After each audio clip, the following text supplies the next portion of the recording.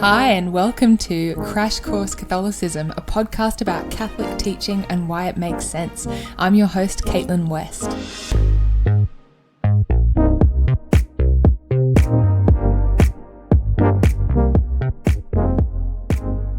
Hello and welcome to this episode on the First Commandment. So here we are at the start of the 10 Commandments. So exciting. And it's doubly exciting because once we finish the 10 Commandments, we'll only have like a couple of episodes on prayer because that final part of the Catechism is actually quite short. And then we'll be done. Isn't that crazy? We are nearly, well, we're not nearly at the end, but we're getting towards the end of the Catechism. And this actually raises a question, which is what to do with the podcast after the Catechism is done. Because there are many things we could do. Like we could wrap it up because job done. Or we could talk about other, theological issues and questions that people have. Or we could do interviews or stuff about saints. Really, the options are endless. And basically it comes down to what is the most useful for you. So I would love to turn it over to you. I'd love to hear from you. The email address for this podcast and an Instagram link are in the show notes. So if you have any, thoughts or requests or things that you'd like to hear on the podcast, feel free to shoot me a message. I'd love to hear from you. And that'll be really helpful as I kind of think and pray over the next few months about, what to do once the Catechism is done. Okay, now to the Catechism. So before we start with the First Commandment, a couple of points that are going to help us kind of frame the next sort of 10 or so episodes. First of all, every single one of the 10 commandments is ultimately a commandment to love. Ultimately, that's the one thing that we're called to do. That's our one job. So in Matthew 22, Jesus tells the Pharisees that the greatest and the first commandment is to love the Lord your God with all your heart and all your soul and with all your mind. And the second is to love your neighbor as yourself. And he says, on these two commandments hang all the law and the prophets. And Jesus is not kidding when he says that everything hangs off these two commandments. And we'll see it as we go through each of the 10 commandments. We'll see that each one is just a different elaboration on that theme, right? The requirement to love. So the first 3 commandments teach us how to love God. And then the final 7 teach us how to love our neighbor as ourselves. Now, one other point that we need to make is that throughout these episodes on the commandments, we're going to be talking a lot about sin. And it might get to the point where you're like, oh, far out, Caitlin, you're such a Debbie Downer listing all of these sins that we shouldn't commit. Okay, think of it this way. Imagine that you walked into a darkened room, right? It's completely pitch black and it's full of furniture. When we talk about sin, when we say this is a sin, that's a sin, don't do that, that's kind of like feeling out where the walls and the furniture are in this darkened room so that you don't fall over and break your neck. Because when it comes to following the commandments, loving God, there are really no limitations. So what the church does is say to us, okay, yes, go follow your path to heaven, but here is where the furniture is. Here's the stuff that you might want to skirt around. Here are the things that might trip you up along your way. These are the things that you should avoid on your journey to heaven, okay? So when we talk about sin, it's not like a guilt thing. It's just a way of figuring out how to kind of navigate our way to heaven in the safest way possible. Okay, so today we're going to look at the first commandment. So the first commandment in Deuteronomy chapter 5, 6-9 says, I am the Lord your God, who brought you out of the land of Egypt, out of the house of slavery. You shall have no other gods before me. You shall not make for yourself an idol, whether in the form of anything that is in the heaven above, or that is on the earth beneath, or that is in the water under the earth. Okay, so that commandment is a bit chunky, but basically there are 3 key elements to it that we're going to break down in this episode. First of all, I am the Lord your God. So we're going to think about what does that statement mean for us and how should we respond to it. Secondly, you shall have no other gods before me. Okay, so what does it mean to serve other gods? And finally, you shall not make for yourself an idol or a graven image. So we're going to think about what counts as an idol or a graven image. Okay, so I am the Lord your God. Now, this can sound like kind of just a purely factual statement, but when we think about it, certain obligations follow from that reality, right? We can't be passive in the face of the reality of God. So if God is the Lord our God, then that means certain things for us and for our lives. And Jesus summarizes what our response to this reality should be in Matthew 4:10, when he says, "Worship the Lord your God and serve only him." So, if there is an all-knowing, all-loving God who made us and loves us, then it makes sense that we should get to know him and love him and serve him in return. So the Roman Catechism, which is an older catechism that was written after the Council of Trent, says that our response to God should be one of faith, hope, and love. Those three cardinal virtues. It says, God is constant, unchangeable, faithful, and just without any evil. It follows that we must necessarily accept his words and have complete faith in him. He's almighty, merciful. Who could not place all hope in him? Who could not love him when contemplating the treasures of goodness and love he has poured out on us? Okay, so to know God is to love him, to believe in him, and to hope in him. Now, the Catechism outlines the various ways that we might sin against the virtues of faith, hope, and charity. So sins against faith include, first of all, voluntary doubt. So this is when you disregard or refuse to hold as true what God has revealed. So in other words, it's like when you say, look, I kind of know what's true, but nah, I'm going to do my own thing. Now this is different from involuntary doubt. So involuntary doubt, the Catechism describes as hesitation in believing and difficulty in overcoming objections. So involuntary doubt isn't a sin because it's not deliberate. It's okay to wrestle with things and try to figure out what's true. However, if I willingly cultivate those hesitations or difficulties, if I hold on to my objections and I refuse to let them go and I don't seek answers, then that can become voluntary doubt, or what the Catechism refers to as incredulity. And in that situation, I'm actually culpable for that sin. Okay, and then there's the sin of heresy, which is the obstinate post-baptismal denial of some truth which must be believed. So it basically is when you're openly, consistently denying or contradicting one of the truths of the faith. So for instance, if I, as a baptized Catholic, wrote a book about how Jesus isn't really present in the Eucharist and I refuse to change my opinion on that, then that would be heresy. Okay, and then we have the sin of apostasy, which is the total repudiation of the Christian faith. So in other words, it's not like you just disagree with one point, you actually have rejected all of Christianity. And then finally, we have schism, which is when you break away from communion with the church, so kind of like the Protestant Reformation. Now, it is important to emphasize that a person is only culpable for these sins against faith when they commit them deliberately. And this is true of all sin, but it's particularly important to emphasize here because there are many, many people who have rejected the Christian faith out of ignorance or because of something that they don't have any control over. So Fulton Sheen has this fantastic quote where he says, "There are not 100 people in the United States who hate the Catholic Church, but there are millions who hate what they wrongly perceive the Catholic Church to be." So sometimes, you might hear someone saying something a bit heretical, or they might have doubts about their faith, or they might even hate Christianity. And obviously these are objectively bad things, but that doesn't necessarily mean that that person is actually culpable for a serious sin. So we can't judge the state of someone's soul if they're not, a Christian. Although, of course, we should try to help them overcome those doubts and understand the truth. Now, when it comes to hope, the virtue of hope, there are two key ways that we can sin against this virtue. They are despair and presumption. And these are like two opposite sides of a coin. Despair is when you decide that you cannot possibly be forgiven for the sins that you've committed. So this is the sin of Judas. That idea that I'm so bad that God could never forgive me for my sins. And actually, when we're experiencing this, it can actually feel almost like a kind of humility, right? Like something virtuous that, I'm just acknowledging how terrible I am. But the problem with this attitude is that it throws the mercy of God back in his face. it's like a slap in the face. God is there wanting to forgive us, and we're there being like, no, sorry, no, I'm too bad, you can't. And God's like, please, I want to forgive you. And we're like, no, you can't. Okay. And we know how, frustrating and upsetting this is when it happens to us, right? Like if you've ever had a situation where a friend has done something wrong and then they apologize to you and you say to them, yes, thank you for apologizing, I forgive you.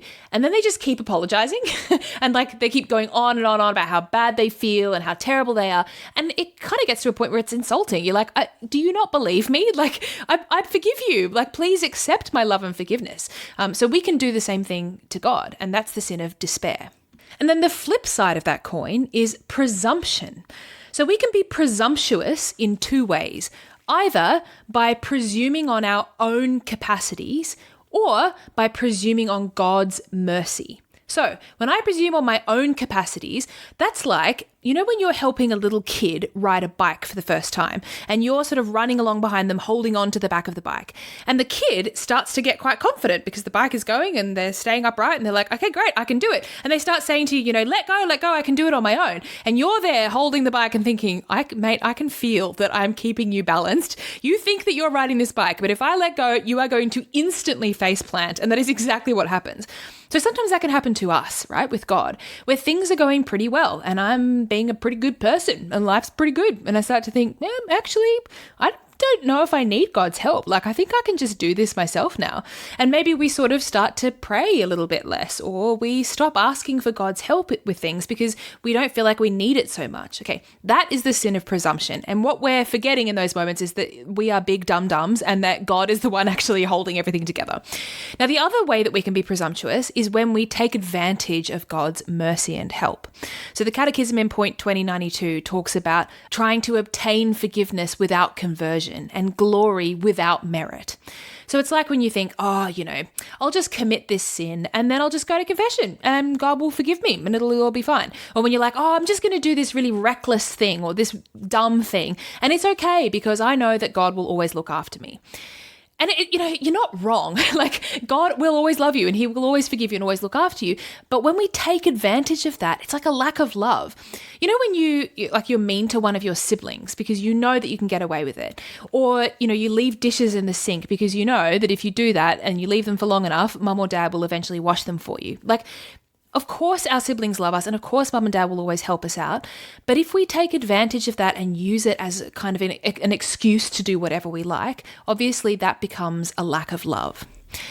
Okay, so we've talked about sins against faith and hope, and now let's talk about sins against charity or love of God. We can think of sins against charity as sitting along a spectrum. Now, at one end of the spectrum, we have indifference. So that's when, it's not that we don't love God, it's just that I'm being a bit passive in my relationship with him. So he's there, but he's not a huge part of my life. And then there's ingratitude, which is when, I just stop acknowledging or even reflecting on God's goodness or the things that he's done for me. And then a little further along, we have lukewarmness. The Catechism defines lukewarmness as hesitation or negligence in responding to divine love.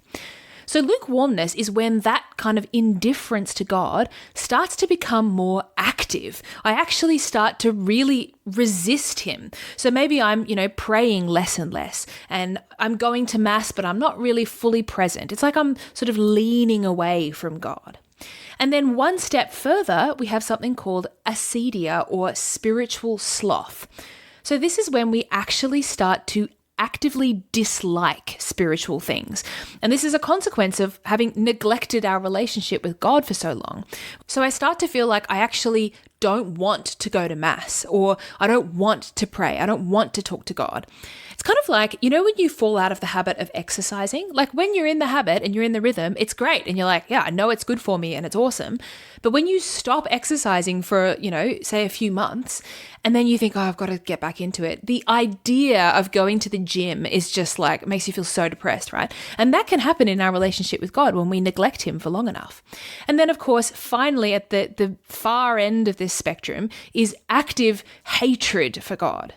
Now, what we can see here is that hatred for God doesn't come out of nowhere.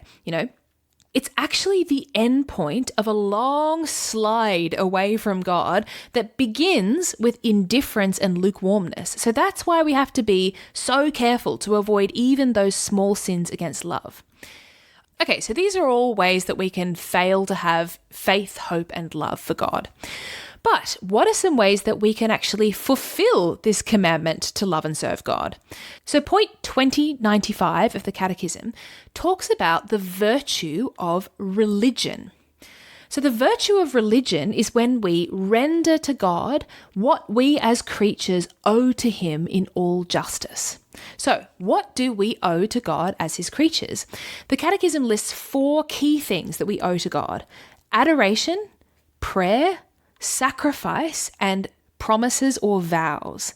So, adoration means acknowledging our own nothingness in front of God and the greatness of God, and offering our love and our gratitude to him for everything he's done.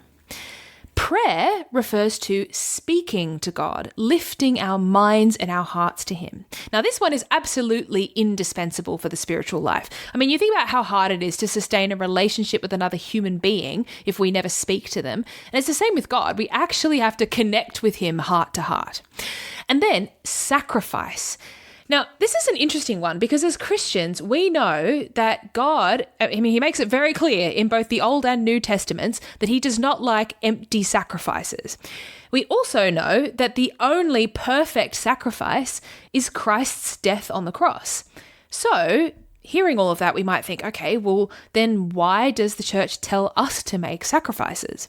Well, if you remember in earlier episodes, we talked a lot about how baptized Christians are part of the one body of Christ. And what this means is that really anything that we do and that we experience, so our sufferings, our joys, the things that we go without, they can all be united in our hearts with Christ on the cross and offered to God as part of that one perfect sacrifice of Christ on the cross. And in particular, we can do this in the Mass because that's when the sacrifice of the cross becomes truly present to us. And then finally, we have promises and vows. So we make promises to God in sacraments like baptism, confirmation, matrimony, and holy orders. And the Catechism in point 2101 adds that out of personal devotion, the Christian may also promise to God this action, that prayer, this almsgiving, that pilgrimage, and so forth. And it goes on to say that fidelity to promises made to God is a sign of the respect owed to the divine majesty and of love for a faithful God. So we think about how important it is to keep a promise to a friend or to someone that we love. And then we times that by infinity, and that is how important it is to keep the promises that we make to God. Now, vows are even more serious than a promise. When you make a vow, you consecrate something or someone to God. You kind of place yourself under an obligation to him. And of course, the place where we most commonly see people making vows to God is in the religious life. Okay, so all of the above covers the first part of that commandment. I am the Lord your God. If there is a God who loves us, okay, who has all of those attributes that we talked about in the first couple of episodes of this podcast, if that God exists and he loves us and he created us, then we are obliged to respond to him with faith, hope, and love. And we're obliged to offer him our love, our prayer, our sacrifice, and we're obliged to keep any promises that we make to him. Now, the first commandment goes on to say, "You shall have no other gods before me." So, what does that mean? What does it mean to worship other gods? Now, in one sense, there's a kind of obvious answer to that. Like we look at, the people in the Old Testament who were worshipping a golden calf and we're like, okay, well, that's pretty obviously wrong. But we shouldn't fall into the trap of thinking that I don't have to worry about that because I'm not worshipping a cow statue. The Catechism says that man commits idolatry whenever he honors and reveres a creature in place of God, whether this be gods or demons, or power, pleasure, race, ancestors, the state, money, etc. So basically, whenever we put anything or anyone ahead of God, then we're committing the sin of idolatry. So we can think, for ourselves, what is the thing that is number one in my life? Like, honestly, when push comes to shove, what is really truly at the center of my life? Is it God or is it something else? Is it social media or my career or my hobbies or my friends? There's this great Sherlock Holmes story called A Scandal in Bohemia. And there's this point where Holmes is trying to figure out where someone has hidden something that is really precious to them in their house. So he just starts a fire because he knows that when someone hears the cry of fire, the first thing that they do is that they look to the thing that is most precious to them. So we can think of that ourselves, right? If I heard the cry of fire, literally or metaphorically, so if I were in an emergency situation or I was on my deathbed, where would my mind go? What would I think of? And that can give us a good idea of what it is that we truly worship. But aside from idolatry, there are also other ways that we can have false gods in our lives. One is through superstition. So the Catechism in point 2111 says that superstition is the deviation of religious feeling and practices. So basically, it's when we attribute a kind of spiritual power to material things and we treat those things like they have that power. So, for instance, if we have good luck charms or good luck rituals, look, we shouldn't get scrupulous about it. Sometimes we have a lucky item that we just have for fun and it doesn't really mean anything. I have a pair of lucky Shakespeare socks that I wear every time I have to give a talk on Shakespeare. And that's just something fun that I like doing. But if I were to start thinking, oh, my Shakespeare socks are magic, and if I don't wear my Shakespeare socks, to this conference, then my paper's going to go really badly or whatever. Okay, that's when there starts to be a problem because now I'm actually assuming that there is genuinely some power in my socks to change the outcome of, events in my life. Or, we can think of something like amulets or crystals. At the moment, crystals are a huge thing, which I do not understand. I don't understand the crystal thing, but they seem to be everywhere at the moment. And I think it's one thing to, like crystals because you think that they're pretty. That's whatever, that's fine. But another thing is to genuinely believe that this rock is actually going to have some kind of effect on my life. Okay, that's when you're getting into dangerous territory. Now, the Catechism also makes a really interesting point. It says that superstition can even affect the worship we offer the true God.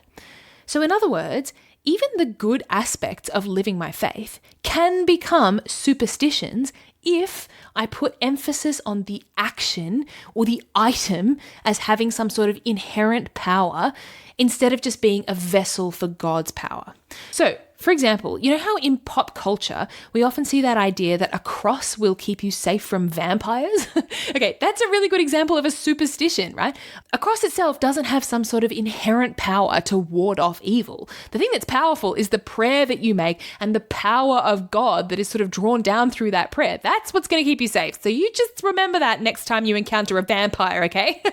Okay, that's a frivolous example, but it is something that can genuinely affect us in our spiritual life. It's really easy to do, actually, to start to think that, the sign of the cross or my rosary beads or my holy water, they're kind of magical, right? They'll keep me safe from evil. But actually, we can never lose sight of the fact that those things are just like signs and vessels and channels of God's grace. It is always and only ever God who has power.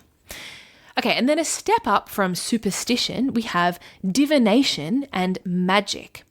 So the Catechism says that consulting horoscopes, astrology, palm reading, interpretation of omens, clairvoyance, and recourse to mediums all conceal a desire for power over time, history, and other human beings. They contradict the honor, respect, and loving fear that we owe to God alone. So basically, these practices, which again have actually become pretty big in the last few years, which is surprising to me. I don't understand how people can take horoscopes seriously, but apparently they do. And the problem with these practices is that they are ways of trying to take power from God, right? To be in control of things that only God is in control of. And look, not to get all spooky on you, but really we shouldn't underestimate the danger of messing with that stuff. It can seem really sort of harmless on a superficial level, but actually, you only have to listen to an interview with an exorcist for 2 minutes to be like, oh my gosh, okay, run away from Ouija boards and tarot cards and mediums, etc. Oh my gosh. Okay, so we should be really, really careful with that stuff and just avoid it altogether. Okay, so what are some other ways that we can sin against this commandment to love and serve God and God alone? Well, one of the ways is through irreligion. So irreligion covers three things: tempting God, sacrilege, and simony. So what do those words mean? Okay, tempting God is just when we do something really dumb or reckless or sinful in order to test God. And obviously there are like serious ways that we could fall into this sin. So if I was to jump off something and be like, God, catch me. Okay, that's seriously tempting God. We should not do that. But we can also tempt God not just by being physically reckless, but also by being spiritually reckless and expecting him to save us.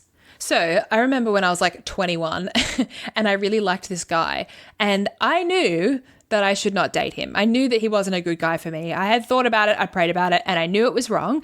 And I remember going to a retreat and my resolution after the retreat was like, okay, I'm not going to date this guy. And literally that evening I went to a party where I knew he would be there and I knew that we would be hanging out. I knew it would make things harder, but I was like, well, if God really doesn't want me to date this guy, then he'll make sure that, this guy isn't at the party. And that's ridiculous. That's testing God. That's not fair. You can't force God to try to take control of something that actually you have total freedom to control. It's like the spiritual equivalent of stepping off a building and being like, God, catch me. Okay, and then sacrilege refers to profaning or treating unworthily the sacraments and other liturgical actions, as well as persons, things, or places consecrated to God. Now, obviously, again, there are particularly grave examples of sacrilege, like when people mistreat the Eucharist, which I don't even want to talk about because it will make me cry. But we can also mistreat the things of God, even in small ways in our own lives, when we don't approach the sacraments or holy things with reverence. So for instance, if I'm, rocking up to Sunday Mass in my pajamas and I haven't brushed my hair and I'm sitting in the pew with my arms kind of looped around the back of the seat like I'm on a couch, okay, in that situation, I am really not giving an appropriate degree of reverence to the Mass. And then finally, simony refers to the buying and selling of religious things. And this comes from the Acts of the Apostles, where a guy called Simon the Magician tried to buy the apostles' power off them. And I gotta say, I have always felt a little bit bad for that Simon guy. I mean, can you imagine doing something so uniquely stupid that they name a sin after you? That's your legacy to the world. Oh, so bad. But yeah, so an example of simony would be if you were selling blessings or selling prayers or an item like rosary beads or a crucifix that has been blessed. Okay, and we can see why this would be wrong, right? Because spiritual goods should always be available to everyone. And then the final way that we can have false gods in our lives is through atheism and agnosticism. Now, when we say atheism and agnosticism, we're not saying that it's a sin to be, genuinely unsure and searching for the truth, okay? It's also not a sin to be ignorant of God through no fault of your own. It's okay to be grappling and seeking and trying to find the truth. What the Catechism is referring to here is a kind of deliberate intellectual laziness, right? An attitude of maybe there's a God. I think that maybe there might be, but I kind of don't care and I'm not really going to try to figure it out. Okay, in a situation like that, you're actually making a deliberate decision not to seek the truth. Okay, now, before we wrap up this episode, let's take a look at the third and final part of this first commandment.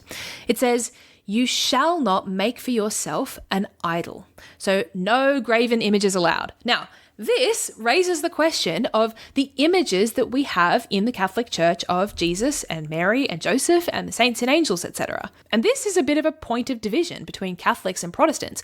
For Protestants, icons of saints and angels are a form of idolatry, but we need to bear in mind that in the Old Testament, yes, God says don't make a graven image, but he very soon afterwards commands, his people to build the Ark of the Covenant with the two massive gold angel statues on either side of it. He also commands Moses to make a bronze serpent. Okay, so it's not that God has a problem with icons and images per se. The problem was that people were worshipping images and statues and idols as if they were gods. Now, if that's what Catholics were doing when we, prayed in front of a statue or an image, that would obviously be a big problem. But luckily, that's not what we're doing. It's more like, okay, you know how in our own lives, we often carry around photos of the people that we love, and we might look at those photos and it helps us to think of those people. So it's the same with religious images. Thomas Aquinas has this great quote about religious images. He says, religious worship is not directed to images in themselves, but to God incarnate. The movement towards the image does not terminate in it as an image, but tends toward that whose image it is. So it makes me think of, when someone calls you on WhatsApp and their face comes up when you're talking to them on the screen, like if you've got them on speakerphone and their photo is there and you're looking at the photo while you're talking to them, right? It's not that I actually think that, my sister is in the phone and that that's actually her when I look at the image. It's just that the image helps me to, visualize and think of and turn my heart towards the person that I'm talking to.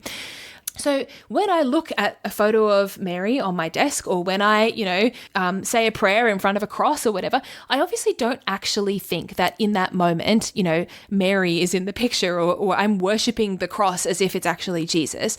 It's just that those images turn my mind and my heart towards God and towards, the people who are in heaven.